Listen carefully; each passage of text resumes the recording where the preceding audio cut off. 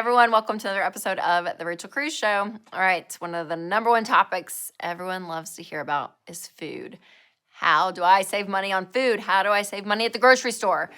Constant conversations. And listen, I think I have the number one secret how to save money on groceries. You ready? Being intentional. I know it's a shock, I know. But listen, when you are intentional with your life, this is where people win, okay? When you're intentional with your kids, you're a better parent. When you're intentional with your marriage, you have a better marriage. When you're intentional with your faith, you have a stronger faith walk. When you're intentional with being healthy, you're healthier. I mean, like, it's just amazing. When you do things on purpose, you get a great result versus kind of just floating through life and hoping that everything's going to turn out, right? You actually happen to your life. And the same is true with your money, which is what we talk about all the time on the show. And the same is true at the grocery store. Having a plan, knowing what is going on. So instead of just filling up your grocery cart with good intentions of, and you end up overspending, or you're doing it online and you just click, and hope it works out. Well, I don't know. Is it going to work out? I don't know. Is the banana and the flour and the peanut butter, is it all gonna work out? We don't know, because is there a plan? There's not a plan. You just throw a bunch of stuff in and hoping there is a plan. So we got a plan. Being intentional is having a plan. That's why meal planning, it's the best thing in the entire world. It helps so much, you guys. It helps with your sanity. It helps with your budget. It helps with everything because you have a plan. And Winston and I, this is what we do. And I'll be honest, we kind of stumbled into this a few years ago. It wasn't like I read an article and I was like, meal planning is gonna save everything. Let's do it like this. It just is like how it ended up, which I'm really thankful, because at the end I was like, wow, what we're doing, that was a little bit on accident, which is counterintuitive to what I just said, I understand. But I realized on accident we were being intentional, and I realized this is what we gotta do. So we've been doing this for years now. Every Sunday night, we talk about the week and we say, okay, what's going on? Social calendars, what's going on with the kids? Do they have soccer? Do they have ballet? What do they have going on?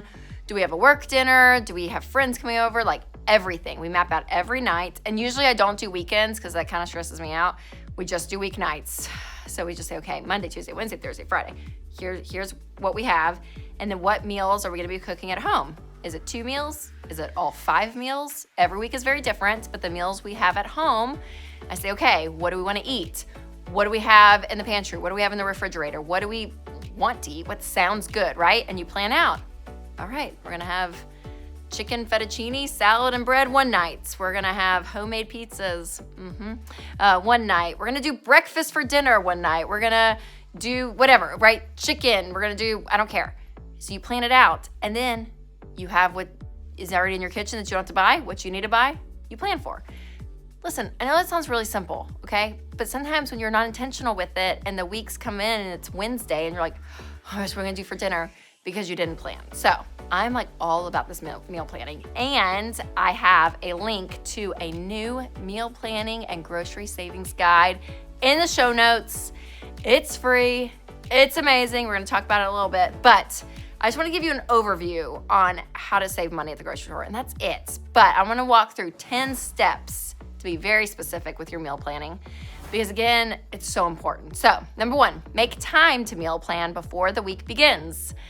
Like I said, Sunday nights is usually when Winston and I look at the calendars. Maybe for you, it's Saturday morning. I don't care, but carve out some time. It doesn't have to be that long, you guys. It's literally just looking at your calendar real quick, coming up with some ideas, but looking ahead.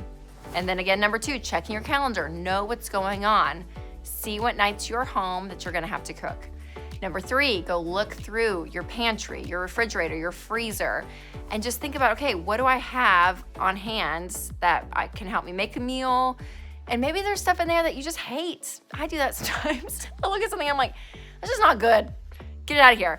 I'll be honest, I bought some sauce from Costco and it was like this, I don't even know what it is. It's yellow, it came in 2 packs. We tried one and this other jar's been sitting in our pantry for months and I'm like, I will never use that again because it was gross, it wasn't good. So clear it out, like get the clutter out, know what you have. This is very, very important.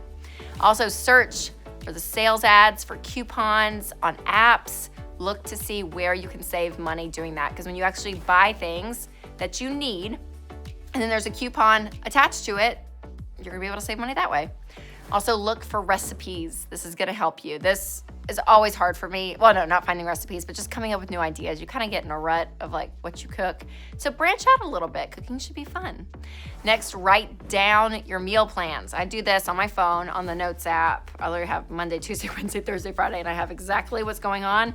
Because if you're working, even if you're home with the kids all day, I don't care what you're doing, life is a lot, right? And it takes up so much energy to figure it out, but when it's written down, it's there, you can just look at it, you know what's going on.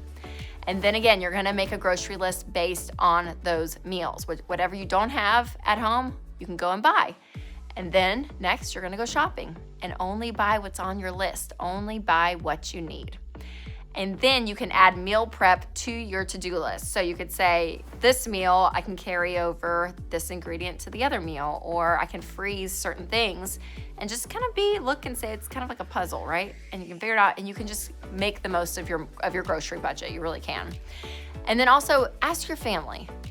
There's been a handful of times I cook something and my kids are like, I hate this. And I grew up old school where that's what you got for dinner. I'm not making you something else, I'm sorry.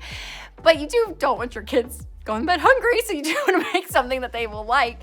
So I've had to learn that too. So get the family involved to be like, hey, what do y'all want? What's going on?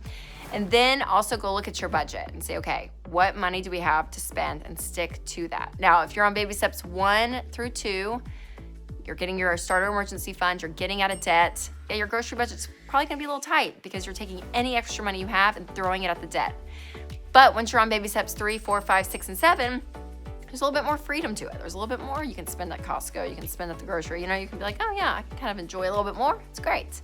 But then also, you guys remember, have grace for yourself, okay? You may have it all mapped out and then something happens, which is what happened 2 weeks ago. I got home from work and Winston, who's amazing, made some of the dinner and he was like, it's just not good. It was just like chicken corn. It was just so bland, and it was like, and we were just like, man, it just didn't work out. I'm like, we're not gonna get it right every time. You're not gonna be perfect at it. You're not. And remember too, not every meal has to be this like extravagant, wonderful meal. I feel like some moms take this upon themselves that like, I have to have like all these sides and it has to be awesome. Sometimes a turkey sandwich can make a dinner. It can. So just give yourself some grace and some breathing room. It's fine. We have these ridiculous expectations. And sometimes we can fulfill those, which is awesome. And then sometimes we can't. And that's okay. We're all going to survive. It's going to be all right. Now, listen, I know that you want to save money on groceries. And that is why I created the Meal Planning and Grocery Savings Guide. So what you got to do is you got to click the link in the description or just Google Rachel Cruze Meal Planning and Grocery Saving Guide. And it includes tons of grocery savings tips, shopper secrets, meal planning 101. It also serves as your grocery list. It's amazing. It has so much stuff in there, so make sure to check that out. But I want to hear from you guys as well. So let me know in my Facebook community or Instagram how you're saving money on groceries, because it's the one place in our budget it's so easy to bust. It's like, oh, it's so hard. So really understanding, I've got to be intentional with it. I got to know what I'm going to cook, what I need to buy, and all of this is going to stay within my budget. And it really does. It helps you dig in, and ultimately it helps you take control of your money and create a life you love.